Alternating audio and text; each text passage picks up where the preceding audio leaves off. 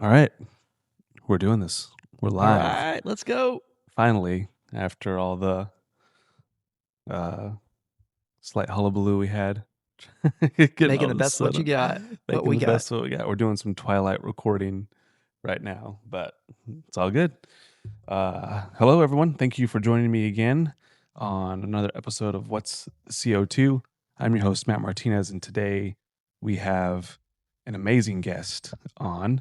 I'm going to throw out some statistics here and correct me if I'm wrong on any of this. But we have Jake Moore, founder and owner of the Jake Moore Group here in the Woodlands, Texas. Give you guys some quick notes about Jake. In the real estate industry, top 5% of realtors nationwide, or is that right? Slightly better, but I'll work with it. Yeah, it sounds kind of weird if I'm like top 1%. So Okay, we'll go with well, top 5. It's good. just do a humble brag. It's Yeah. okay. Top 1%. All right. Dave Ramsey endorsed, local provider here. And to be Ramsey endorsed, what do you have to qualify? How do you qualify for that? Yeah, so you got to be top 10% of your market. They interview you. They might have interviewed my wife even. Can't remember. It's been a couple years. But it's not like, say, Zillow, realtor.com, where it's kind of more like pay to play. They make sure you're a good fit for them and their values, and that's been huge for my business. So, and not to get on a quick tangent, but do they promote you, or like does your name pop up on their website?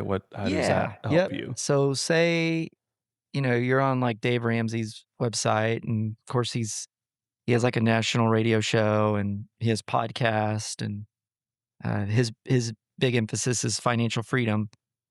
Well, say you go to his website, he has a section called Ramsey Trusted, and it's different professionals from accountants, realtors, of course, financial planners, and so he has select groups in different markets. And so I applied to that and didn't get it at first. I had to continue to grow my business, but got it 2 to 3 years ago now, and it's been great. And then I don't know if this is true or not. Oh, I just pulled it off of Claude. Shout out to Claude.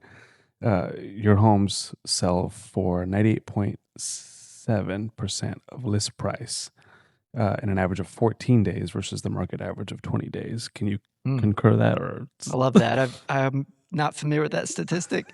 I mean, in the past, when we have tracked that data, we were selling about 40% faster than the average agent, and we were selling uh, typically 5 to 10K higher than the average agent, looking at what you list at versus what you close at, which is that statistic you just mentioned. Um, I mean, markets change, but historically, yes, we've done that. We've beat the market. So, real quick, and we're going to dive into your backstory here, but real estate is not your first career. Mm-mm. What made you get into real estate, though? Yeah, good question. So I kind of view myself as maybe a builder in a sense.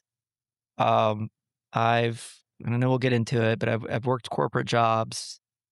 Uh, I've taken risk along the way. I've started a couple businesses, bought an existing business, and then this one I started from scratch. But I was looking more for something that I felt like kind of that combination between something that I could start, something that I was maybe interested in, um, and crazy enough, I mean, over 80% of realtors or people that start in real estate, they don't make it longer than 2 years. So 8 out of 10 drop out. Um, so went into a very saturated business or industry and had to fight to get to where we are today. So, in the podcast industry, there's like, if you chat GPT it or Claude it, it'll tell you like there's like, I can't even remember the number. I used to know the number off the top of my head. But for sure, like over a million podcasts Wow. out there. Like there's probably way over more than that. Like Mhm. the it's the 5 million or whatever. But only about 20% of those podcasts have more than 3 episodes on them. So it really, like, it Wild. distorts the numbers as far as, like, what it act like, how many successful podcasts there Mm. are. Um, so it sounds like the real estate business is very similar. Like, I Mhm. think, like, you know, anyone in your neighborhood could probably name, like, probably 2 or 3 people that they know that are realtors. Absolutely. But, like, successful realtors, that's when if you're looking at the graph, it just Yeah. really dips. So Yeah. what's deceiving about the realtor business, and then why do you think there is such a steep decline as far as successful realtors go? Mhm. So, and I mean, I think there's parallels with a lot of industries, maybe podcasts and realtors too, in a sense, like, uh, the you think about like a doctor or, maybe an accountant, right? Like you get this license and there's a lot of background, a lot of time. You have to pass this extensive test that goes into it. Real estate, you know, you I know in Texas it's like 160 hours if I recall. The test is hard, uh, but honestly, overall, it's easy to get into. I know in Houston alone we have over 50,000 realtors. Like, I mean, that's bigger than most towns in the US.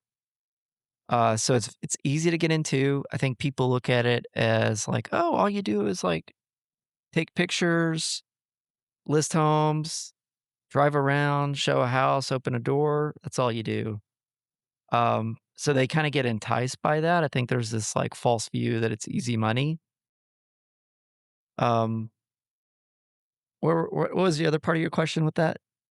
Oh, I think is just why is it so difficult, and then why do you think the drop off is Mm, so significant? yeah, I think a lot of people jump into it and then they realize that it is hard, and uh, you need consistency with discipline. You got to be willing to grind, have perseverance.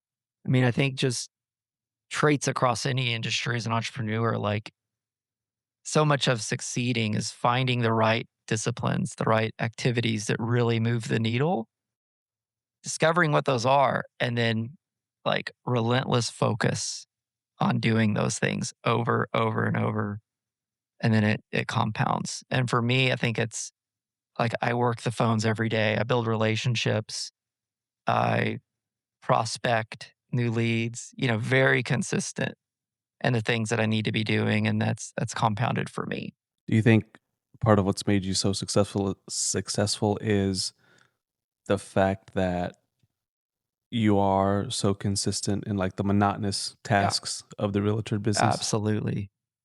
Yeah, the same things that got me to where I'm at today. If I took it easy, it would hurt my business. And I've seen that. Like that's kind of the sad part. Like I've gotten sick for 2 weeks, and then I can look back like 2 months later and be like, "Oh, I didn't have as good of a month because I was sick." I couldn't control that, but it's kinda eye-opening in a scary way. What was it about, or what was something once you got into the real estate business and you were already committed, what was something that you didn't expect, but then you were already in anyways, so you had to go 100% in. Is there something that you just that you maybe overlooked, or that you just didn't know about, right? Because like you don't know what you don't know, Yeah. and so once you're in the business, maybe like a few months in, and then all of a sudden you realize like, oh, I should have been doing this the whole time, and I haven't been doing it. Mhm. Is there something that took you off guard? Isn't Mhm. anything like that that comes to mind? Mhm. I think I jumped into this thinking, as crazy as it sounds, that, like, I was gonna, like, hit the ground running, and, like, I think I had way too high of an opinion of myself maybe in the beginning and thought that I would sell houses a lot quicker. And I mean, it took, um, I might have sold like 2 houses the first 6 months, which is great statistically for a new agent. Especially I started my own brokerage. Like I didn't join an existing brokerage. Um, so it took a little bit longer for me to get going.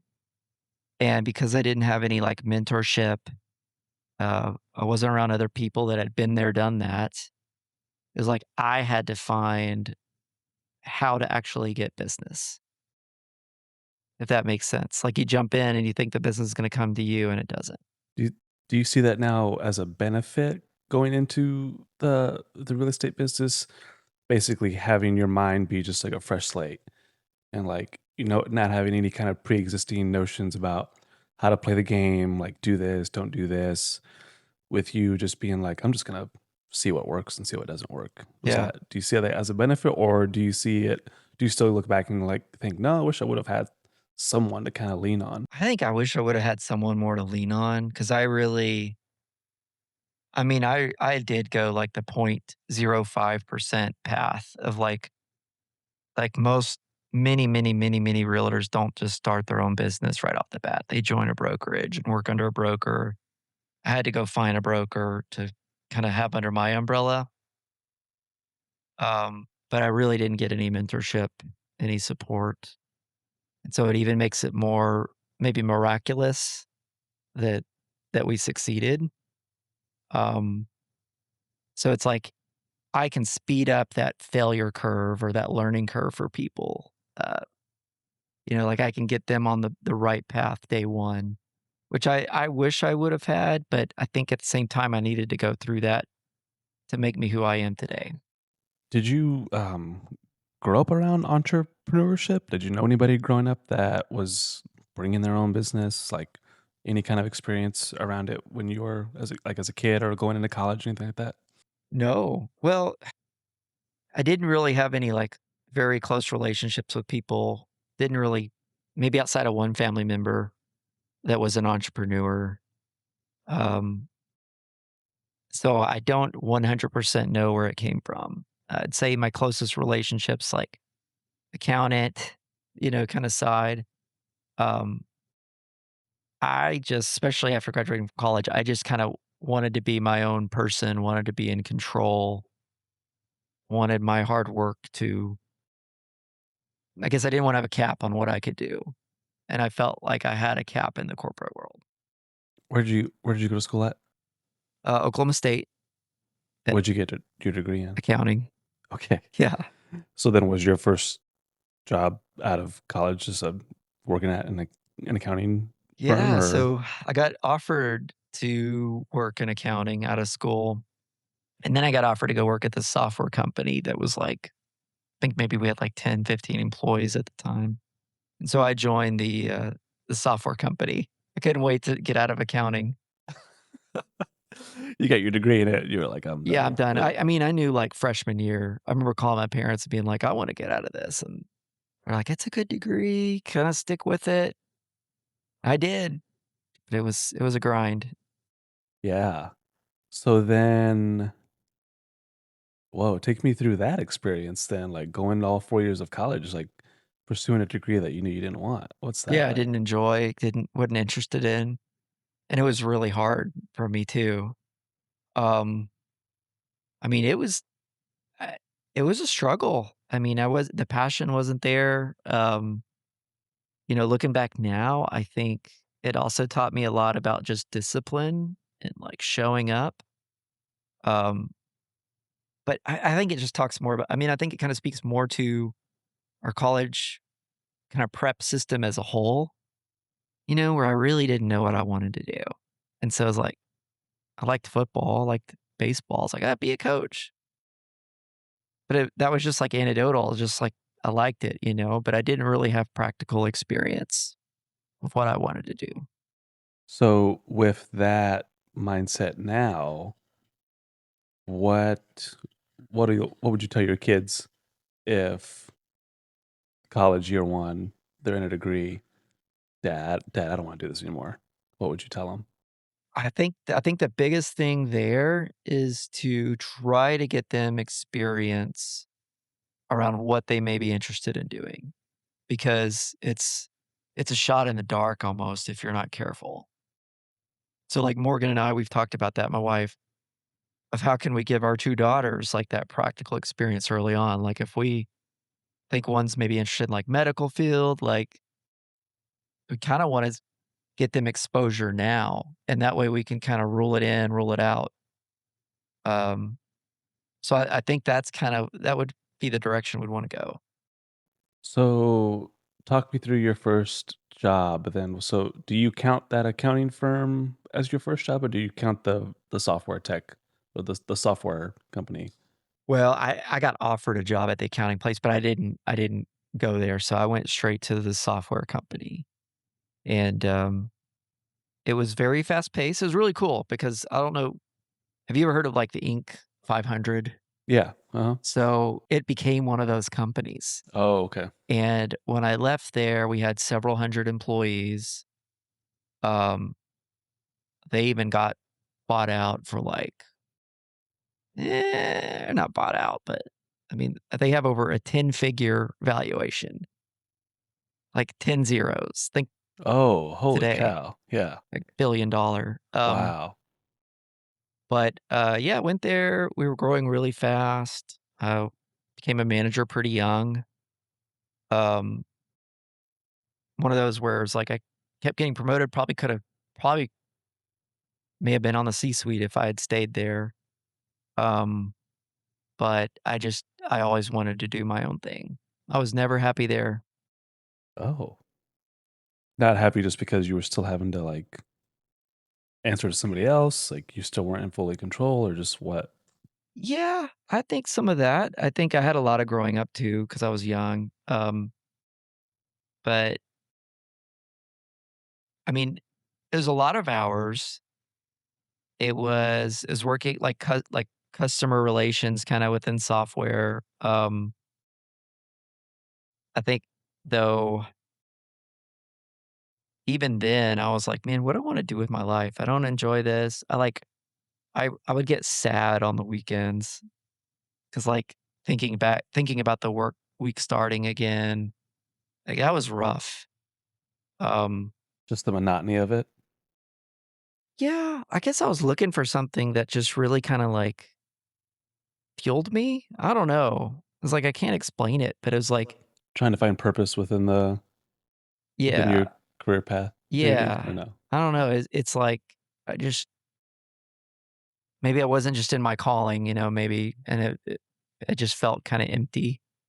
Um, and so I remember even then, like starting to look at different entrepreneur options, and that even led me to Chick-fil-A at one point, where I worked for them briefly. I think that's when I met you, was during the Chick-fil-A period, or at least I remember when we first got connected, that's you were speaking briefly about it. When was that? When was Chick-fil-A? 2013 or so.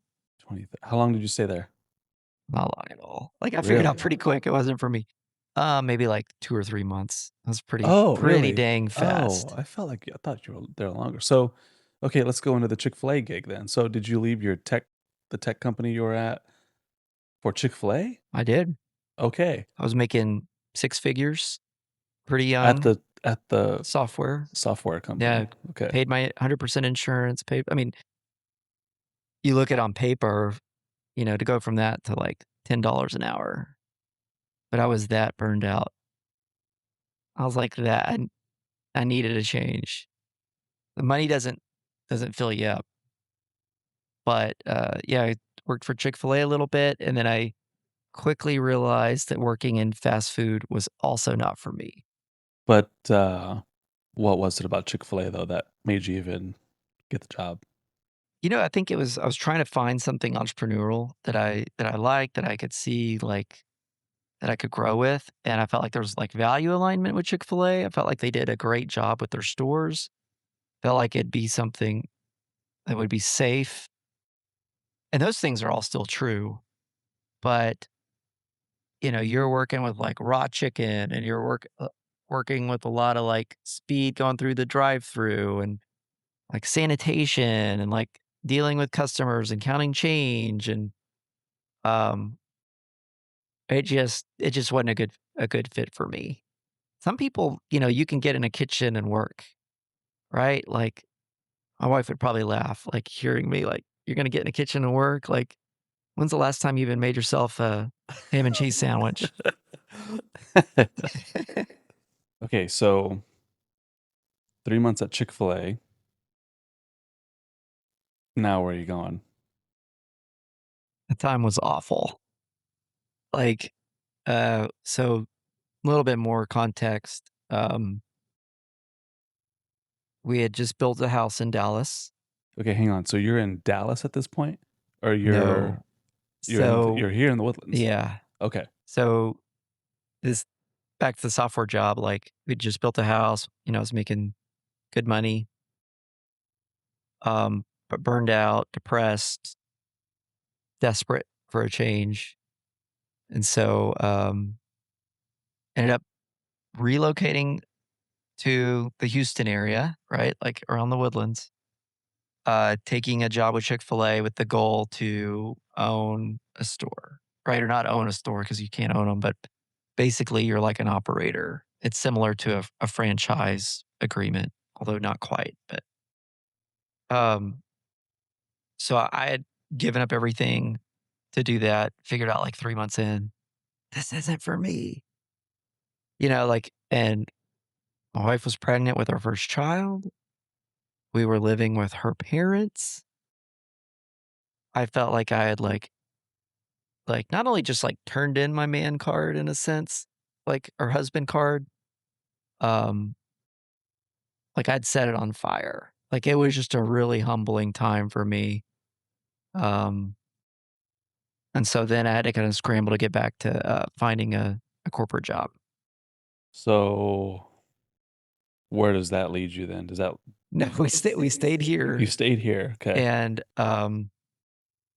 eventually I found a corporate job again, um, and did that for man, shoot, probably like another 3, 4, 5 years, and I that whole time, I still wanted to do something entrepreneurial, so I ended up, uh, saving up money and buying a gas station and a taco shop.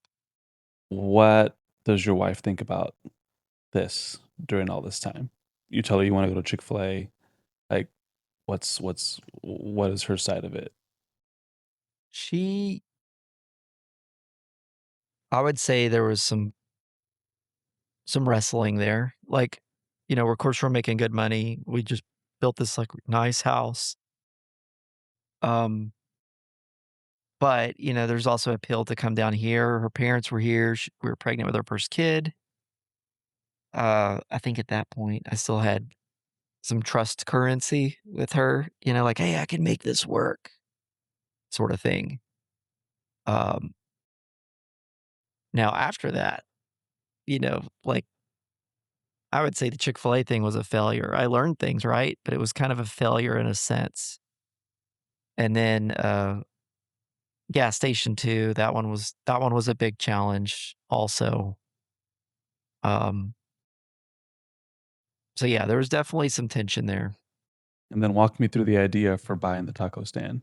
How'd that come about? Yeah, well, I mean, I still wanted to do something on my own and still had that, like, kinda drive, like, I couldn't shake that, and, uh, I did a lot of research, and at that time, I was like, "Yeah, gas stations, you got this, like, physical asset, real estate, but you're like it's like a rental property on steroids, right? Like, it's paying for the real estate." And so I saw this, like, Valero for sale, and so I went and looked at it, and I remember people were, like, literally waiting at the door for this food. It's like these tacos that were, like, really well regarded.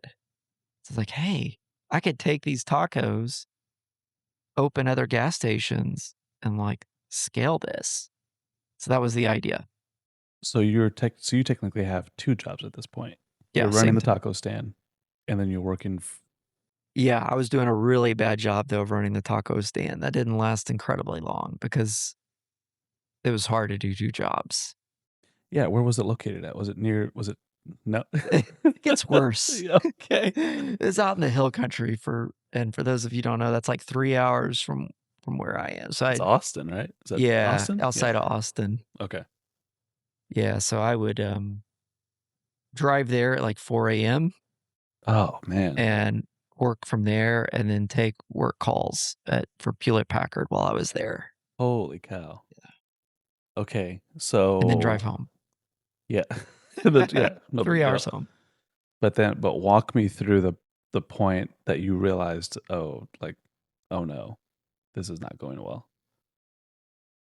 Yeah, I think the biggest thing that's just etched in my mind is I remember a conversation with my wife in the car, and it was pretty much like we were both saying, "This isn't working. It's a huge strain on the family." There was too much going on in the management of that business that was getting missed. Um, I didn't have the time to learn that business the way that I needed to. And yet we had really put a huge risk on our family by getting a loan to purchase this business. And so that, yeah, felt stuck at that moment. Was that the lowest point you'd say of, like, your career? Like, that moment? It was right up there. Yeah. I mean, also that period where I didn't have a job, like that was really rough too, like living with my wife's parents. They were very gracious in letting us live there, but you want to be your own family unit. Um, so yeah, this one was tough because I mean, this was a major loan. It needed to be paid off. It wasn't something you could just walk away from. Um, Thankfully, I had a family member that did go in on it with me, and I was able to work out a deal and sell my shares to them, and they took over. So you had mentioned in preparing for this conversation that you went nearly bankrupt. Yeah, Is this that moment? actually, no. Okay. I would say the time when we didn't have a job, like in between Chick-fil-A and like we were just like there was no money there hardly because I think everybody knows when you don't have a job and you need to find one. I mean, s- that could take months potentially. Um, but no, it was a little later on actually. What's your walk me through your mental, um, I don't wanna say your mental state, but your mental process at this point. Like, what's your viewpoint on still becoming an entrepreneur, still running your business? Are you still pursuant upon it? Are you still thinking like, "I can pull it off. I just need to find that one thing," or is it, "Man, like, maybe I'm not cut out for this?" I was working kind of these corporate jobs and I still couldn't just shake it. So, I mean, I can't explain it, but it was just something in me that I just had to do my own thing. And even if I was the last person to believe in like the only person left, I was still going to do it. I think I was stubborn in that sense, for better or worse. Yep. Couldn't help it. I think Morgan even says my wife, like, I'm not going to talk you into anything, like I give you my advice, but she's like, you're going to do what you want to do. So I'm wincing if you can't see a little bit here, Yeah.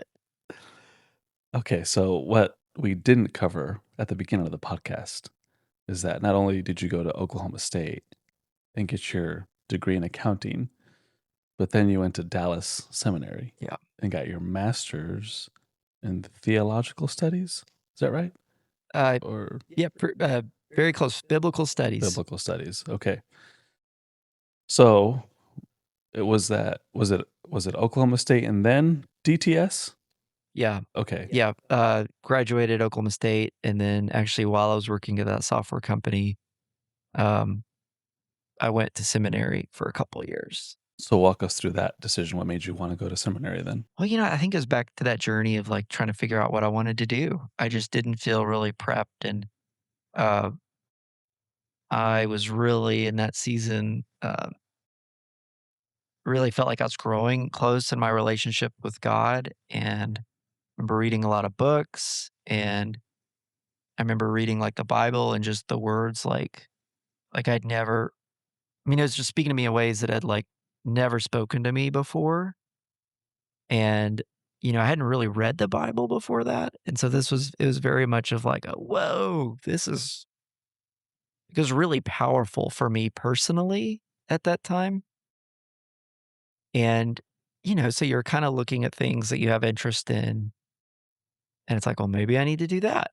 Maybe that's what I need to do." Fast forward back to what we were discussing, the taco stand's not going well. How how'd your faith show up for you in that moment of your life? Yeah. You know, not perfect by any means, I think I think that's what the podcast is gonna show, or this episode is gonna show, is that I've fallen a lot more than I've succeeded, frankly. Um, but, I personally believe, like, the Lord's been very gracious to me and, has been patient with me, and, um, at the end of the day, like, what I have here, like possessions or whatever, what I make, what I build, like, I'm gonna die, and, like, after my grandkids, no one's gonna really remember me. Like, that's a powerful thought, right? So it's like, at the end of the day, like, what matters? It's like the people in front of you, and I believe God. Like, I believe we're eternal and that's what we're made for. And so I think some of it was just, there were times where I would run to him and seek him and, like, try to remind myself, like, okay, like, I have you, also have my kids, my wife, like that's a ton, even if I don't have, like, possessions or money or whatever. Um, so it would show up for me in that, and then also just a lot of prayer, like, "Help Constant. me out of this mess, God, please, please, please, please." Yeah. Yeah. So, 2 low periods in your, um, career, the Chick-fil-A period, and then the gas station period. And a 3rd one. Yeah. Yeah, Okay, we'll get to that one too yeah, later yeah. Dun, dun, on. dun. But okay, well, real quick, what's the 3rd one then? Getting started with my real estate business. Oh, okay. I was like, Yeah, "Wait, was there sorry. something else?" There's another business I haven't There's told you another about. yeah. Yeah. Okay, no, yeah. So, and then the start of your real estate business, what looking back on those moments, obviously, we speak about the financial cost of those, like, choices, but personally, like, emotionally, what do you look back on and think about, like, as far as what it cost you? Mhm. Yeah. I think the biggest thing has just been, I think when dealing with loss, or like, uh, not having the money, or I also had a bad case of like tying, yeah, this is actually good. I had a bad case at times of tying my self-worth to success. And so when I was dealing with a lot of failure, I had lower self-worth, humbled in that sense. So I think the results of that too have been like a better disassociation of those things. I know we've talked a lot about how honestly sometimes business is just luck, you know, and I think that should be encouragement to keep going even when you fail, because every time you fail, you're gonna you're gonna draw the right hand, right? Eventually, you're gonna get the right deck. Um, but yeah, I think scars of tying my self-worth to success, learning to disassociate. I think I have trauma of, like, losing a lot of money, and so I think I've kinda gotten hardened to that a little bit, which is good and bad. Um, I also think I have a chip on my shoulder to really work hard because I know what failure looks like, and so I think I try to mitigate that by like, I can control work, and so, there's times in my life over the last 5 years where I've worked too hard, and so I'm kinda more bent like, I work every day. Um, I can like, today I worked a couple of hours, but I can't unplug fully. Mm. I think it's pretty important though that you're self-aware about it though. Yeah. As I mean, I don't think a lot of successful entrepreneurs could probably admit that. I don't know. Mhm. I'm just speaking, Yeah. I don't have research to back that up. I'm just thinking out loud. Yeah. Well, and I mean, I'm sure there's stats on, like, marriages, what their marriages are like, but, I mean, I know too, I think it goes back to that, like, I know at the end of the day, like, no matter what happens with real estate business, like, I get one shot with my kids. I get I got this one day at a time to live, so it's like, I don't wanna, like, lose those moments at the same time. How do you balance your family life and your work life? What about the previous seasons? Have you learned? I mean, um, about just like you said, like you only get one moment each and every day with who your kids are at that time, whereas the business just it'll. I mean, it Yeah. can be there. So, it's and I mean, we've all heard the cliche, like, "Be present." So what I've had to do is, if I just talk in cliches, but I, like, don't do anything about it, I'm not, like, that smart, so I'm gonna, like, not be present. So little things I've done is, like, I've blocked off my Monday afternoons to actually go with Morgan, my wife, and the girls to dance. And so, like, I'm there and I'm hanging out, and I actually work some while I'm there, but I get, like, the car ride, I get to talk with Morgan. Um, I've carved out time in the morning with them. Uh, Sometimes we play together, kinda run around the house. Other times, eat breakfast together.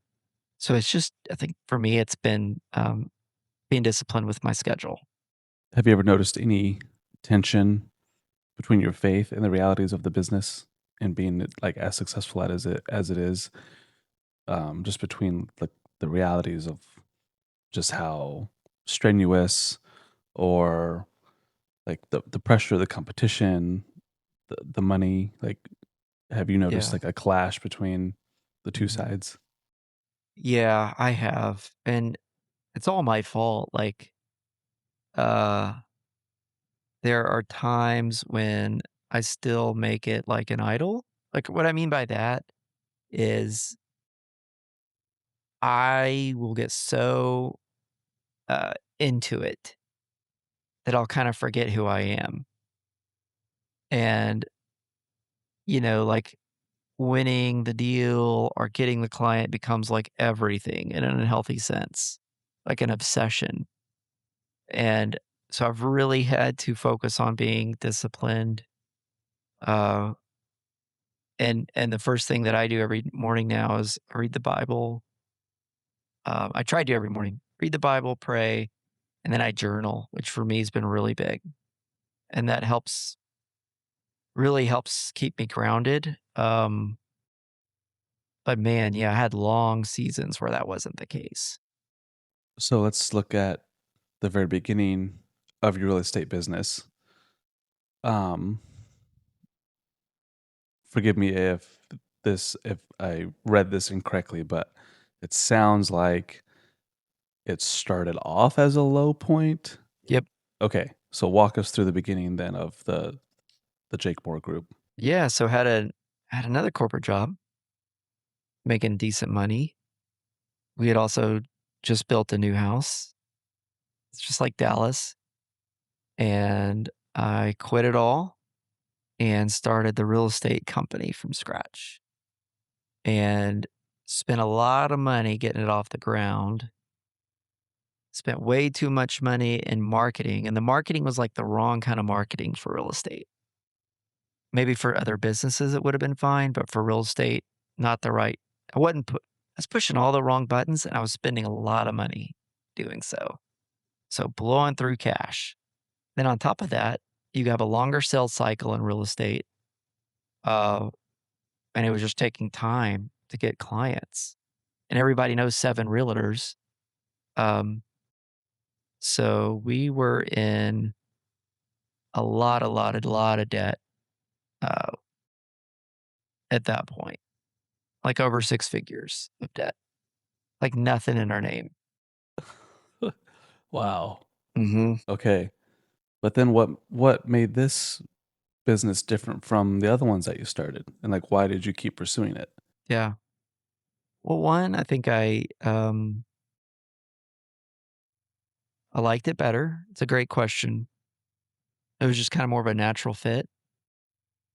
Um, I stuck with it, like, even though not seeing results, kept going. And it also helped I got another job too, so I was back to working 2 jobs. So that helped. So things turned around. Um, Ended up having a really good first year selling houses. And, we ended up paying off those 6 figures of debt in, like, 6 months or something crazy. Yeah, it was really cool. When did you start noticing that you were very good at being a realtor? Hmm, maybe, like, year 2, year 3, because by then, like, you're already, like, top 5% or whatever. Like, it was yeah, it was good. But you had said you just had a great first year. So did you think it was just a I don't want to say a fluke, but like were you surprised or like what made it um were you doing anything differently than other realtors were doing that We we had a good network of people, like church and, small group. I think we were really, I think we were really personable. What's the word? Uh, we had people trusted us, and I don't think we took that lightly. And I think we say we, because Morgan also had as a role in the business of just like honesty, integrity, and like genuinely caring about people. And I think even though I myself personally sometimes have neglected my walk with God in this business because it's intense. Um, I think I've always viewed the business as an avenue to serve God at the same time. And so that's been like, I've op- God's given me the grace to operate this business within those bounds. And I think that's come across to people. so when did you start to realize that this could be your full-time career? Well, I worked a corporate job for maybe like 2 more years after that. So I was like working like 80 hours a week, full time job, selling 25, 30 houses a year too at the same time. Now, real quick, so to put that into perspective, 25 to 30 houses a year in comparison to like the national averages is, I mean, how It's like, I mean, in Houston, it's 15 times the national average. I mean, the Houston average, 15x. National, it's probably, I don't even know. It's probably at least 3 to 4x the average realtor. wow. Okay. Yeah. Gotcha. So then at what point, yeah, like at what going back to my original question then, when was it that you decided to go ahead and just put your chips all in to Yeah. Well, I'd been this? scarred so many Yeah. times. It was like, okay, I think we can finally do it now. We've had a couple years of hitting this and we've grown every single year. And so we went for it. And I really wasn't that nervous about it because we'd had enough success. Um, and every year, we've grown in revenue still. Fast forward to present time, what does it now mean for you to be considered one of the best realtors in the country? I guess I mean, I'm thankful to the Lord for it, that's cool. Um, I think I have a lot I've learned a lot, in that, because I'm at a spot now in my business. I mean, even today, I had to turn down a couple of deals today just because of managing my workload and learning to delegate and have a team and all of that.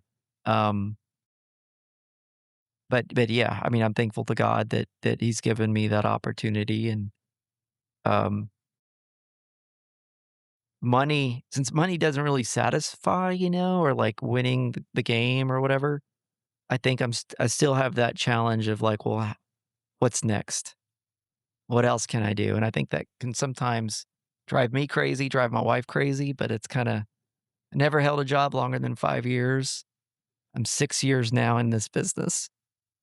So I'm always like, let's go, let's go, let's go. But Do you yeah. s do you still feel like you have something to prove within this business? Um I have things to prove, yeah. And some of it's in this business, maybe some of it's in other things that I'm looking into or thinking about, but yeah, I think there's always ways that I can like sharpen sharpen my skills and develop. So, we've been hanging out for the past few days now, and in our conversations, you had talked about wanting to venture into um, different businesses outside of real estate. So, given your past experiences, and then given how successful the real estate business has been for you now, do you feel more confident to approach a different avenue outside of the real estate business, or do you have hesitation going into it because of past experiences? What's your mindset Yeah. now? Yeah.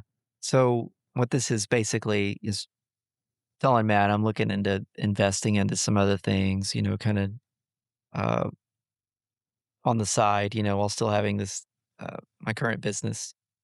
Um, I think one thing that's kind of held true throughout is like a stubborn belief in myself. And then I also think, failure causes you to get more comfortable with it. 'Cause it's like, it's not gonna, like, kill you. It's not gonna, like, eat your soul, So, I think there's a little bit of, like, "Yeah, you live once, like, go for it." Maybe don't throw all your chips down, but go for something if you like it. Um, I think I need to grow most, at least what I know right now, is in my management skills, leadership skills. Like, I'm good at, like, account management, I'm good at sales, I'm a good solopreneur. But I do wanna improve more on, like, how I manage people, which I think could help me with other opportunities too later on. But yeah, I'm still confident. I probably always will be. The other thing we've been talking about too is, um, we were you had brought up a quote that Jeff Bezos had like Mhm, the other day. mhm. And forgive me if I butcher the quote, but he was it like a shareholders meeting or what? It Yeah. was a shareholders meeting. Or maybe like a all employee meeting. I can't remember either, actually. Yeah, but he was talking about like Amazon has like a lot of ideas in the pipeline, but he was also mentioning they're probably all going to fail. Yeah. but you We're did, working on a lot of yeah, stuff, and it's probably all gonna fail. Something like that, yeah. but but you just need one. You just need one hit. Mhm, So walk me through that mindset for you. mhm. What does that mean? What does that mean? Yeah, so, like, he gives the analogy, like, in baseball, a good hitter could have, like, 1 hit out of 3 at bats in a game, 300 batting average.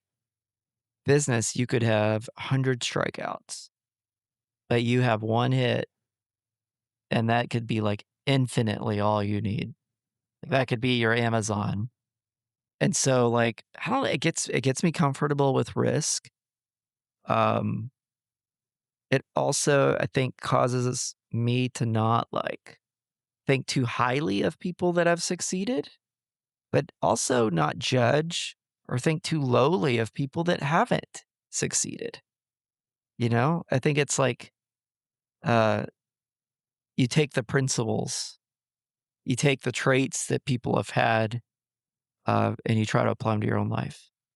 Yeah, because you never know where you're meeting somebody on their Mhm. journey. Yeah. Yeah. Going back to the real estate business, what's one or maybe not one thing, but you can list however many you want. What are some things that you feel new realtors waste too much time on? Ooh, probably gonna get some scorn for this, but social media, it's probably one that you wouldn't expect. But, I'm not saying social media is bad, but we tend to hide behind the screen sometimes. And I'm good at working the phones. So that's by far my best converter is conversations. And then what would you say realtors need to focus more on that Yeah. may get overlooked or just doesn't get talked about enough? I think when people say that they're getting into real estate for the time freedom, say like run away. Like, I mean, yeah, you do that? I'm sure you can. Uh, but at least for me, like, you have to be disciplined. And, you think about like working out. I think working out's an example we can all relate to. Like, everybody wants, let's say guys, they want big muscles. Um, that only goes so far. Like, come back to me 6 months later when you've gone to the gym every morning at 6 a.m. You've worked out, you're doing the right things. Not only that, but you're eating well, you're drinking enough water, you're doing all the things. You know what's up with that. And real estate's kind of the same. Like, you have to do those right activities, and you get told no, especially if it's like a new lead, on average, like 90 times out of 100. So, 9 out of 10 times you get told no, but you gotta keep going, keep pressing forward. So it's like it's the disciplines of showing up and reaching out to people, day in, day out, even when you don't see results. And being okay with failure. Yeah, just Yeah. like embracing it. So there's kind of correlations with working out, right? Like, "Ah, I can't bench this, it's embarrassing," or "Oh, it hurts." Like, do it. Yeah. Do it anyway. I can't hit my high rocks time. Hey, can't It's hit a high rocks time. Yeah. Yeah. yeah. Well, yeah. Denver's only 6 months away, so we'll see There what you go. happens. There you go. If you could sit down with a 25-year-old entrepreneur, really passionate, ready to go, um, what are maybe like one or two things that you'd tell them that you would just say, "Hey, I love your idea. Here's a couple things." Yeah, I would say go all in. I regret not going all in even more. Really? Yeah, Okay. yeah, because I I don't know how more you could have you could have gone what in, dude. else are you looking for? Yeah. Yeah, I mean, I I wish I would have hit it harder, more aggressively even, because there's so much opportunity out there. And if you look at failure as a prelude to success, get out there and start failing, like, you don't know it's gonna work until you try. Um, so, would I have liked to have been in real estate 10 years earlier? Shoot, yeah. Like, or come across that other idea. So I would have been more aggressive. It would have been fun to think about like moving to like Silicon Valley, 18 or 19, and getting mentored by like these millionaire billionaires, trying to get mentored by them. Like, why not? So I'd just say, like, believe in yourself, think bigger. I don't really know that we can think big enough sometimes. I had asked you who's somebody that you feel like doesn't get talked enough, and it's interesting that you picked you I picked can Nick. probably see why now. Yeah, you picked Nick Saban, Yeah. probably the most winningest uh, college football. Yeah, he doesn't get talked about enough. Doesn't get talked about No. enough. Yeah. But what's something about Nick Saban that you admire? Is it the consistency? Is it the discipline? What is it? Well, he was, like, the most winningest coach, and he was still, like, ticked off. Like, he wasn't satisfied, like, it didn't go to his head because he he was focused on the right things. Like, he wasn't focused on the result. He was focused on, um, the steps to get there. He was focused on the journey, and he kept a group of, like, I don't know, hundreds of people, like, focused on, uh, the little things. And I remember him, like, one day he was, like, preaching to the meeting. He's like, "Our players aren't owed anything. They come in here, they're 5 stars. No one owes them anything. Like, it's all about the daily things, showing up, being consistent, doing the right things over and over." And I just think that's so much of life. Like, you gotta be cool with the boring, and you gotta pick, like, 2 or 3 things because life is so fast, right? Like, pick the 2 or 3 things, whether it's, like, being fit, whether it's, like, focusing on, like, a couple business things, or, like, focusing on your family. If you have a family, like, be excellent in those things. What's something that you want people to know about you, perhaps um, beyond the business? Yeah, I mean, I hope that I have just an eternal impact in people's life, because that's really everything at the end of the day, and so, like, if I can bless my clients somehow and how I handle their big purchase or their sale, um, then I feel like I've succeeded. Well, and with that, we will call it a night. So look at that. Just Yeah, oh man. Well, Jake, thank you so much for taking the time out of your day. Really, I appreciate it. When I called you to set this up, honestly, I wasn't sure if you'd be up for it, but thank you so much for letting us come in here and set up shop. And yeah, uh, we should do this again. I don't let's think we do even it. touched the surface, honestly, on like all so many things we can talk about. We can go round 2 Yeah, next time. That sounds absolutely. good. Round two when I come back for sure. Thanks for having me. Yeah, absolutely. Thank you for coming on. And until next time, everybody. See you later. Take care. Bye bye. That's Cool. it. Done. Well, that was fun, man. Thank you for that. Kind Yeah, of forgot even on it, a little bit when you keep talking. absolutely, dude.